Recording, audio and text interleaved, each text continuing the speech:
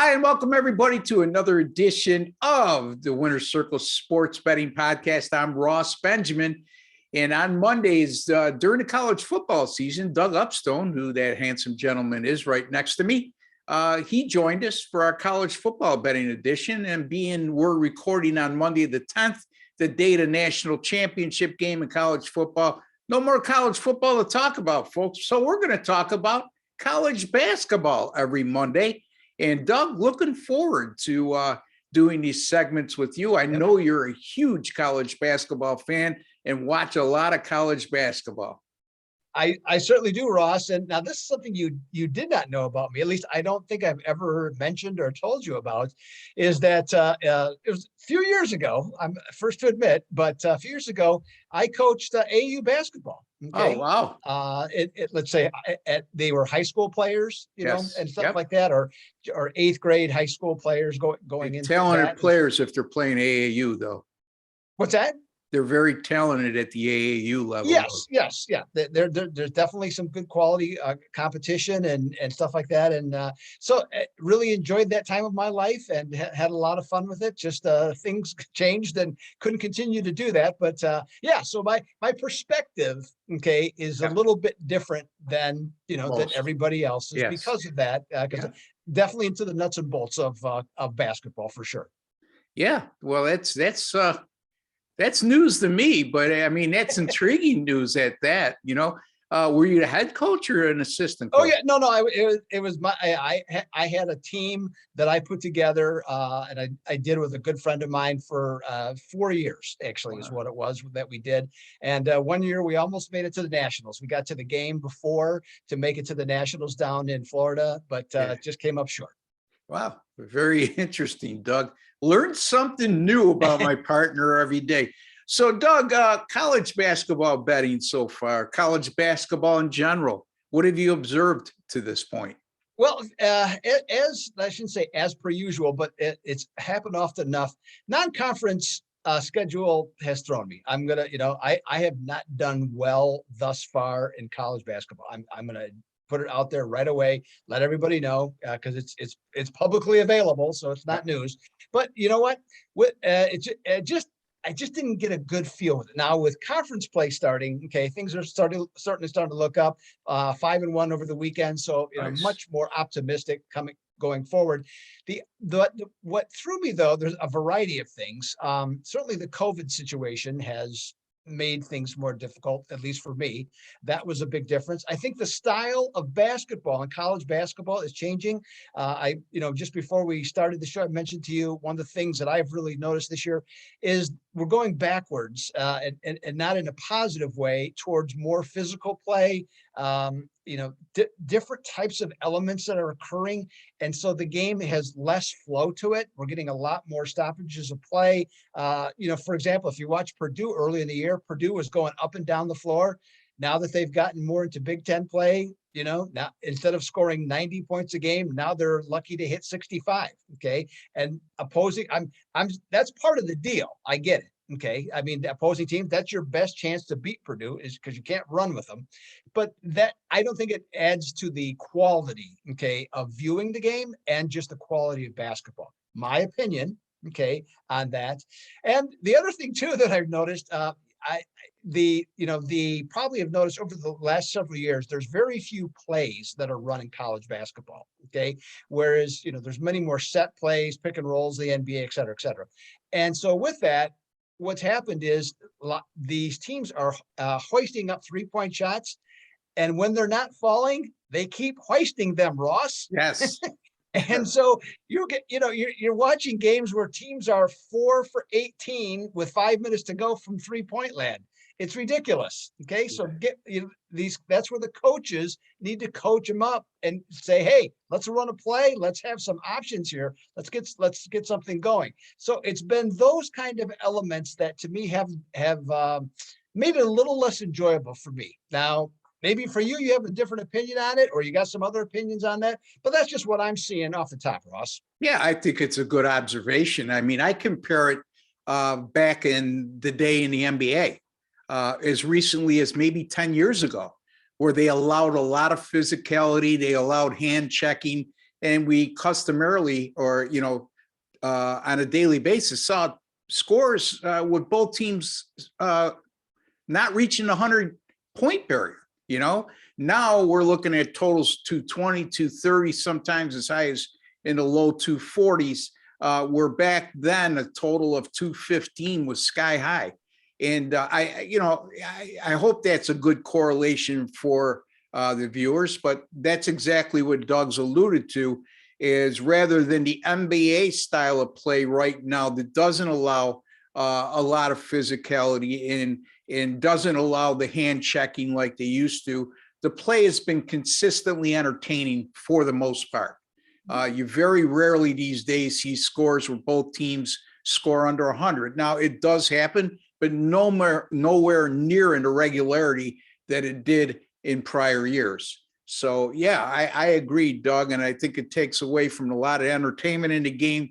You mentioned the one point about the NBA, how they run set plays. In college basketball, what drives me crazy in college basketball is you'll have a 3-on-1 break and the guy pulls up and takes an open three. I don't get that. I mean, to me, that's selfish. I understand the game has changed, but at the end of the day, a 3-on-1 break should result in a layup. You're the coach. That's just the way I look at things. Yeah. Oh, no, you're absolutely right. But here's the problem, though, Ross. They're being coached to do that. Yeah. Because the analytics say that if you take X number of 3-point shots per game, you'll score that many more points more efficiently. So your your points per attempt, okay, in theory should go up. The only problem with that, though, is that if you have a 3-on-2 fast break, for example, and you go and you pass the ball properly to the open man, the guy comes over, he follows the guy, you get 2 points and a free throw attempt. Right, exactly. So that's the way to do it. That's simpler. Actually, I agree with you. The game has changed. You have to handicap it that way. You have to think about that. But from a standpoint of just, again, as we talk a lot with analytics, common sense. Yes. It's just, yeah. it's I mean, I would think that a layup is a way higher percentage shot than a three. I'm going to go. Well, with what do yes I on know? that one. You know what I mean? It's just, it would stand to reason anyway. Yeah, but it's a good point, Doug. And, you mentioned the non-conference play, and you haven't done well. That happens. Okay. Oh, and now you're absolutely. 5-1. We go through our streaks. My point about non-conference play is something you alluded to. Like you said, Purdue, who regularly scored in the 80s and low 90s in non-conference action, all of a sudden that's not occurring in Big Ten play. Obviously, there's the level of competition goes up. So again, when you look at stuff like that, don't get caught up in, okay, Purdue is averaging, I'm being hypothetical here, I don't have the sheet in front of me, but Purdue's averaging 85 points a game for the year. Yeah. But how do they do against top 25 competition? How do they do against Big Ten competition? And again, I'm not talking about head to head. We're talking about totals here. So if you catch a Purdue total that's maybe in the 140s and you think you're getting a steal because they're averaging 85 a game, you got to look further and deeper into it. I mean, again, I'm going to go with the sides as well. You get a team like Villanova, for example, who lost 4 non-conference games, all the top 25 opposition. And you'll get another team like a Wake Forest or Minnesota had an outstanding non-conference record. But now when they get into conference play, DePaul is another example. They got off to a great non-conference schedule start. And now that they've got back into the Big East, all of a sudden reality check is set in. So, yeah, a lot of things to look at in college basketball, folks. I guess what our point is just don't get caught up in the raw statistics overall.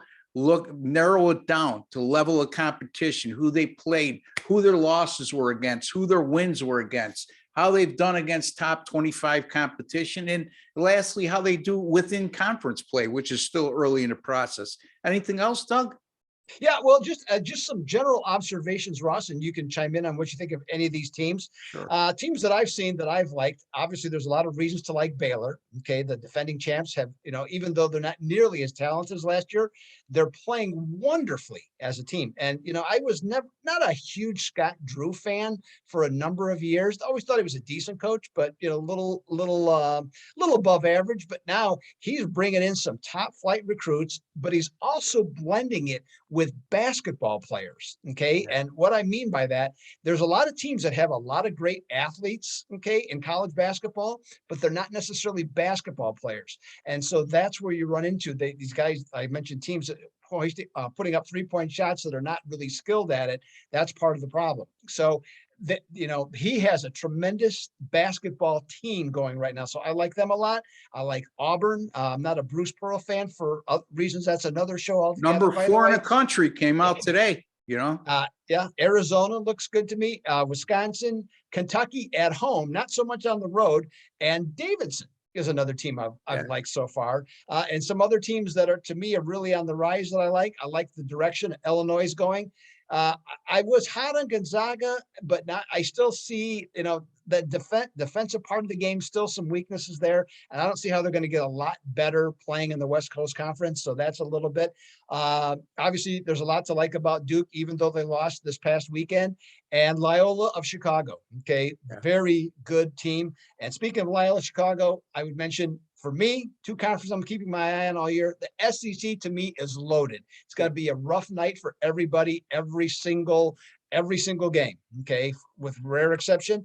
And then Loyola Chicago rather, Missouri Valley Conference. That's another one to look for. The top 6 teams are excellent when they meet against each other. Excellent basketball to watch. Much more fundamental basketball, but actually excellent basketball to watch. Yeah, you Midwestern guys, which you're originally from the Midwest, know how to play that fundamental basketball and play defense and 3-4 passes before you take a shot kind of thing, to steal a phrase from Hoosiers. So anyway, yeah, I mean, teams that I'm going to go against this team with my free pick today. I could say that ahead of time, but I really like the looks of this Oklahoma team and how they're developing. I think you're seeing some players that started the year on the bench that are going to see a lot more playing time. Rojas, for one, the backup point guard, that kid is outstanding, Doug. I don't know if you had a chance to watch him play at any length, but I don't know who he reminds me of. He's not extremely flashy, but he makes some passes that really dazzle you. No-look passes. He handles the ball well. Always seems to find the open man, and really keeps the offense flowing. There's nobody standing still when he's a hold of the ball. Them guys all know if they have any kind of movement, some picks, come off screens, he's going to get the ball to him. So that's a team for me to keep an eye on. Like I said, Villanova may be 7-4, folks, but you know what? All 4 of their losses were against really good competition. And they just came off, they crushed Creighton the other day by like 40 points. That was a Creighton team that like 2 weeks beforehand, they had lost by 20 on the road. So that's a good team. Jay Wright's teams are always going to be solid fundamentally. So those are teams I would keep an eye on. I'm looking more for sleepers. A team that drives me crazy, Doug, is Alabama. I mean, they could beat a Gonzaga and then turn around and lose to an Iona, and I agree with the coach from, I'm pretty, his name escapes me. Help me out here. The Alabama head coach, formerly Nate Oaks. Buffalo. Nate Oaks, yes. He said it, the other day I was listening to broadcast and he interviewed him prior to the game. And he said, look, I mean, we got enough talent that I'm confident we could be a top 5 team by the year's end. But, consistency has been a problem with them. But they're a very dangerous team. If you catch them as an underdog or a short favorite at home, maybe something to keep an eye on there. Yeah, and the only team that I would say that's not very good in the SEC is Georgia. But the rest of the conference is, it's a pretty balanced conference, especially when you're talking about the top 5 or 6 teams. Anybody could win that conference. Any other comments, Doug? It's just Tom Crean. Yeah, I think he's got a future in television. It seems to me he's tried it once, and he might be joining that again. And speaking of names, I can't remember. You mentioned Oklahoma. Well, who was the Oklahoma coach the past several years? Loyola Chicago. Yeah. Okay? And so expect that program to Cliff. What was it? Starts with a P. I can't think. Anyway. If I had my book, I could look it up, but I just don't recall. Great coach. He's doing a good job at Oklahoma. They're playing good defense, starting to see a lot of similarities in their play that you saw with Loyola Chicago, where they're not real flashy, but he's going to get better athletes too at Oklahoma. Nothing against Loyola Chicago, and look at the accomplishments. He got them to the Final Four one year, and then he was in a Sweet 16, I think, last year, right, Doug? I believe so. Yeah. So I mean, this guy knows how to coach, and recruiting players to come to Oklahoma compared to Loyola Chicago, with no disrespect intended, is night and day. Anyway, Doug, what do you got for us in college basketball on Tuesday, January 11th? Before I go there, I'm just going to throw one thing your way, and this is just for kind of the entertainment value for yourself. And you probably saw this like I did years ago, but I mentioned fundamental basketball. If you want to have a good laugh, okay, look up Michael Jordan as the host of Saturday Night Live. This is years ago, okay? And they did a thing where it was the first Black Globetrotter. Okay, that's what the premise of the skit was. So they showed all these guys that all these white guys dribbling, doing a two-hand chest pass, and so Jordan comes in, he's dribbling between his legs, he's making a one-hand no-look pass, and the coach, John Lovitz was the coach, as a matter of fact, and he's like, "What are you doing? What are you doing? We don't do that here." He goes, "We're the Globetrotters," and so it's worth watching. It's quite funny, and that's comes to mind for fundamental. So speaking of fundamentals, here's actually a guy that I really like for fundamentals as a coach, Jim Larrañaga and his Miami Hurricanes this year. Now, tomorrow night, or on Tuesday night, I'll just say, the ACC network at 8:00, the Hurricanes are off an impressive road victory upset, I should say, at Duke. The Hurricanes are not a big team. They are a very smallish team, in fact, but they have a boatload of experience on this club. In some ways, to me, if you know anything about James Larrañaga or Jim Larrañaga, back when his days at, I believe it was George Mason, who he took to the Final Four years ago, they don't beat themselves. And this team is overachieving despite their lack of height, but they take great shots almost every trip down the court, and they have a lot of quickness because of their lack of size. And right now, I think they had a plus 12 turnover margin against Duke, and on the season they're plus 5 overall. They're 13-3 straight up right now, and they were predicted to be in the bottom half of the ACC. Now they're going to take on the Florida State team that was figured to be a top 4 crew, but right now, Ross, 8-5 and 5-8 against the spread. Okay, now that should change for them. But what's different about this team compared to the last several? Well, Leonard Hamilton has been one of the top recruiters in college basketball. And the thing that he did, that he set up, was he brought in 12 players and recruited players and a lot of talent. And he would play 10 or 12 guys at a time and in any particular game, and with little drop off. Okay. I mean, they'd have, like, say, one or two NBA players. Yeah. And so they were really good and very strong at that. So I think that's one of their big things. But not this year. I don't know if it's a lack of leadership, a lack of cohesiveness. I'm not sure, but I've seen them play twice, and they're just not the same team at all to this point of the year. So to me, that's a real detriment for them.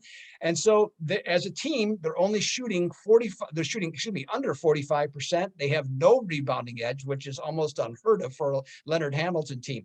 In this one, Florida State on the early line is a 6.5-point home favorite. Athletically, it's warranted, but I'm going to back Miami in this one, Ross. I like as I said, their cohesiveness. I like their ability to take care of the basketball. And one other little thing, not always a huge fan of this, but this one strikes me. Okay, common opponents. Miami is 4-0. Florida State is 2-2. Okay, so I'll take the 6.5 with that one for myself, Ross, with the Miami Hurricanes. Yeah, the Miami Hurricanes 4-0 in ACC play, I believe, right, Doug? Yep. and averaging nearly 90 points per game in conference, not against cream puffs like Valdosta State, no disrespect intended. Anyway, I'm going to take a look at a Big 12 matchup, Doug. I just mentioned the Oklahoma Sooners. They'll travel to Texas to take on the number 21 Longhorns, 8:30 p.m. Eastern time tip-off. Texas right now, the number 21 team in the land, is a 6-point favorite, and Oklahoma still is an unranked team, which I don't know, it scratched my head a little bit.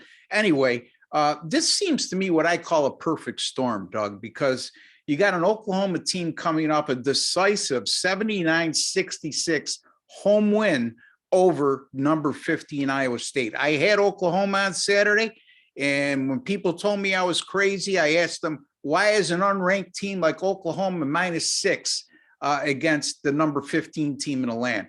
If the game was played on the road, they'd be only a 2-point dog. So didn't make much sense to me. And sure enough, I looked like a prophet when that happened. It's always nice when what you say comes true. Doesn't always happen, though.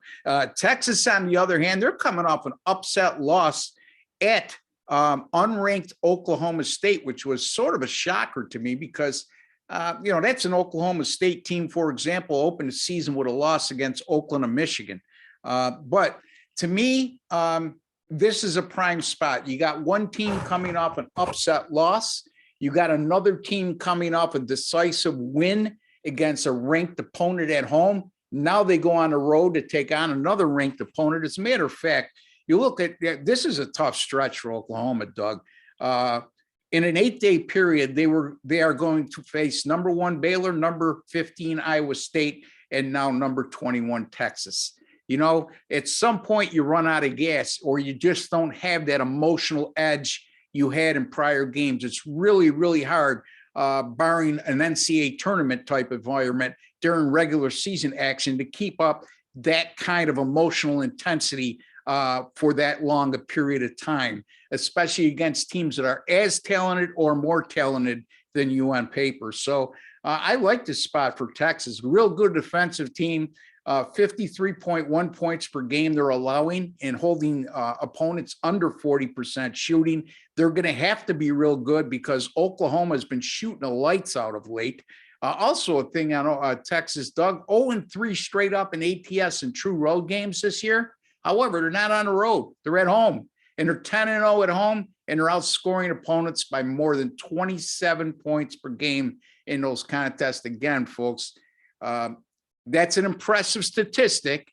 But by the same token, don't think that why aren't they favored by more, because you have to look at who they faced at home, especially in their non-conference portion of their schedule. But having said that, I'm going with the Texas Longhorns here, -6 over Oklahoma. And Doug, fill the folks in again who you have for your free play for Tuesday, January 11th, and also where they could find you, what you got going on, how you've been doing. Okay, Russ. Yes. So I got the Miami Hurricanes for Tuesday night, and if you get the ACC network, you can watch that game. Okay, so you can enjoy that. I mentioned college basketball starting to percolate a little bit. Conference play starting to get a better feel of the entire situation. So looking forward to continue that. And now I noticed that another thing, Ross, too, the upcoming schedule, at least early, there's a few less COVID games this coming week, cancellations. Yeah. So I'm hoping, as you are, as I'm sure everybody is, that we can start, having a full schedule and teams start playing, so we have a better rhythm. Okay. And let's face it, any daily sport, in terms of when you handicap it, if you can get to the rhythm, that's where the success level starts to really come. And so that's the thing, because you're more comfortable in understanding what's going on. So definitely looking forward to that. Hockey continues to roll for me, Ross. Had one bad loss with Tampa Bay losing against Boston, but otherwise continue to roll almost 65% since the end of November. So that's been good. And I know we're going to do a show on Thursdays about the NFL wild card, but oh my goodness, another winning week. That's 5 out of 6 winning weeks in the NFL for me. 40-28, I believe, is overall record, and weekly best bets, which for sure I'll have one. 14-4 in the Wow, NFL this that's year. terrific, Doug. That's terrific. And 40-28, somewhere around 58%. And folks, Yep. if you say, well, I could do that on my own, well, good luck with that. You know what? If you think you can do it on your own, work 9 to 5, give me a call, because I want to monitor your bets, because I don't care if you had a good week or two. He's done it all season long. And that's the difference. So you can make a lot of money at 40-28, especially if 18 of those plays were best bets, one per week, and you win 14 out of 18. That's terrific. Anyway, you could find me at rbwins.com. Saturday, I had 4 selections in college basketball, cashed them all, including a 10-star top play winner on Texas Tech over Kansas. And also 2 winners in the NFL on Saturday, both winning sides, Denver and Dallas. Yesterday, I hit my NFL game of the year, even though, Doug, my heart was in my throat and up through my chin at the end. I had the Las Vegas Raiders, who were winning 26-11 with, I don't know, 2 minutes or 4, 5 minutes, less just than under 5 minutes 5. to play. Just under 5. Yep. And kept giving up 4th down conversion after 4th down. And not only 4th down conversions, 4th and 10 or longer, 5 out of 6 down the stretch. Wow. They're lucky they won that game. I can tell you this, and I'm getting off track here. I'm convinced both teams would have made the playoffs if it ended in a tie. If this guy from the Chargers, the head coach, again, I'm not a big name guy, Brandon Staley. Brandon Staley, doesn't call a timeout with 38 seconds to go to break the hump of the other head coach, okay? I'm convinced the Raiders would have continued to run the ball and not call timeout. Why take a risk on kicking a field goal? I understand the integrity of the game, but like the Raiders coach said, we got to do anything we have to do to get to the playoffs. Now, having said that, I think it burned a hole in him a little bit when he called that timeout with 38 seconds to go. And he said, okay, you want to call timeout with 38 seconds to go? I was willing to give you the tie, and we're both going to the playoffs. Now I'm going to kick the field goal, which I thought, to me, was a bad move. I really did. It wasn't a chip shot, first of all, Doug. It was 47 yards.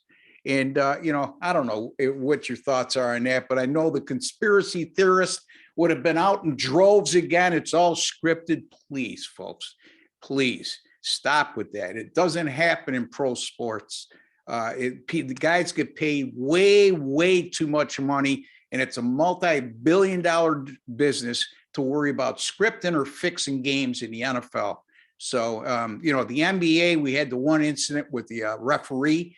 But, other than that, there's no proven fact that any game has ever been fixed on the pro level as opposed to the college basketball or college football game. Anyway, Doug, 10-4 weekend, 3-0 on 10-star top plays. You can find me at rbwins.com. My college basketball overall, 24-15. The NFL playoffs coming up. And my NBA, I'm picking my spots, Doug. You know what I mean? You look at the injury report every day, and there's a laundry list on each team with COVID or COVID protocols, so easing myself in there. And you're right. I mean, the college basketball schedule with all the cancellations, it seems like they're tightening up the protocols now and how the teams operate, and they're not going to be able to roam around like they used to. So I think maybe we'll see some sanity in the next couple months when it comes to looking at injury reports in both college basketball and the NBA. Any final thoughts, Doug? Just on your point about the Chargers, I chuckled to myself. A number of people on Twitter that were complaining about losing a bet on a tie.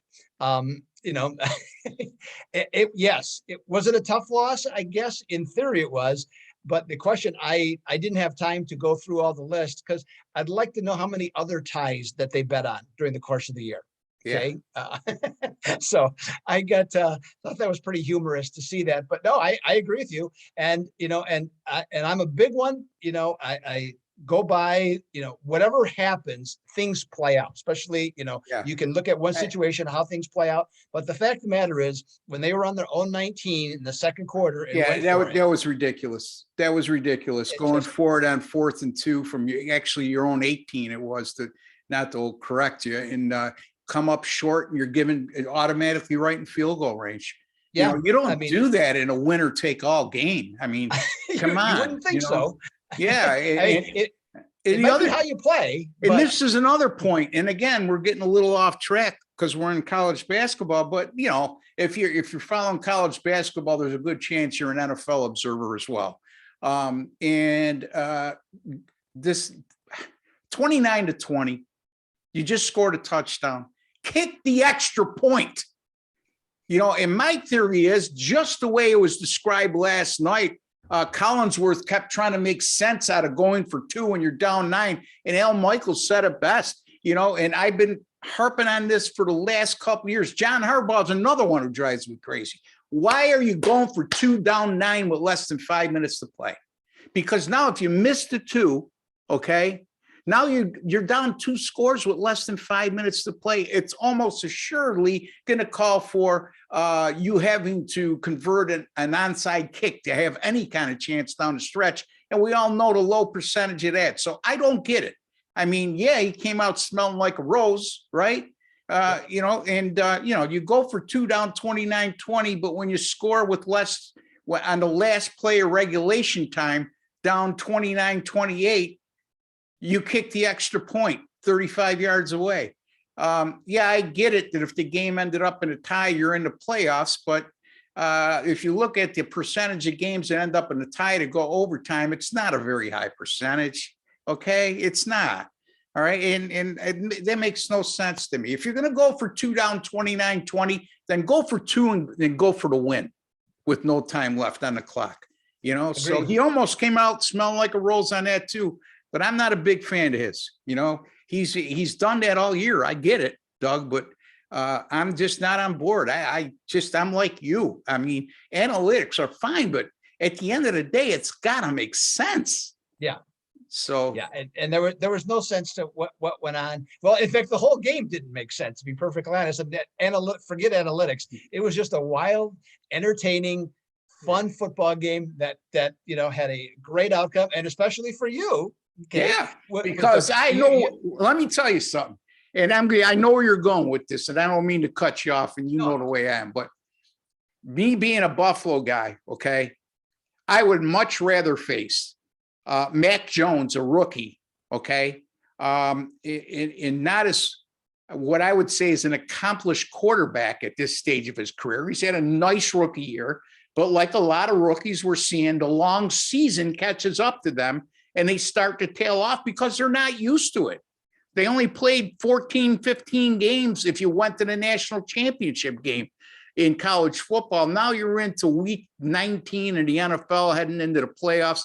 Much rather face Mac Jones at home than Justin Herbert.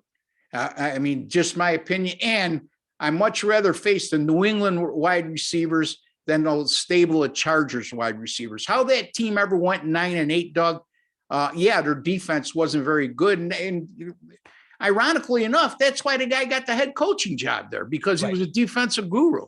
But you got Eckler in the backfield. You got Jared Cook, who's an accomplished tight end, the 3 wide receivers, and you go 9-8. I'm not a fan of that guy. So I'm going to let it go. I'm going to leave you with one tip, and this is this isn't for you. This is for all the listeners. Yeah. Seeing that we're talking about an inexperienced quarterback, I just wrote about this in an article somewhere else. First year or novice quarterbacks, okay, in the playoffs for the very first time against an experienced quarterback, I believe since 1990, I think it is, 14-30-1 against the number. Wow! So just throwing that out there. There you go. I mean, again, Justin Herbert's just in his second year, but he's not a normal second-year quarterback. No. And Mac Jones, like I said, I'm using that as an example because you brought it up, not because I initiated the conversation. Okay. Mac Jones, to me, if you look at his numbers over the last few weeks, they've, and at any time, I know the weather conditions in Buffalo when they beat Buffalo 14-10 were terrible. But anytime you're only calling for your quarterback to throw 3 times in a game, which is very rarely, it doesn't bode well for me when I think about how much confidence Belichick truly has with him in a big game. Now, he's a master of exposing other teams' weaknesses. So we'll see. Again, it's no sure thing that Buffalo's going to beat New England, but I certainly like that matchup much more than if they were facing the Chargers. Well, Doug, very interesting show, my man, and it's always a pleasure. We'll talk Thursday. We are going to have our NFL betting edition on Thursday, even though we got a little ahead of schedule today. Well, maybe we can talk some college basketball then at the end. Yeah, how about exactly. that? Exactly. Might as well keep some consistency since we're both bitching about lack of consistency. So anyway, good luck, Doug, this week. Good luck tonight in the national championship game. We're both on the same side. I think we're going to be a winner. You could find Doug at docsports.com. Terrific website. 50th year of existence this year. Longevity speaks volumes in this industry, folks. And we both been around for better than 20 years now in the sports betting industry. So again, Doug at docsports.com. You can find me at rbwins.com. Until the next time, good luck, God bless, and take care, folks.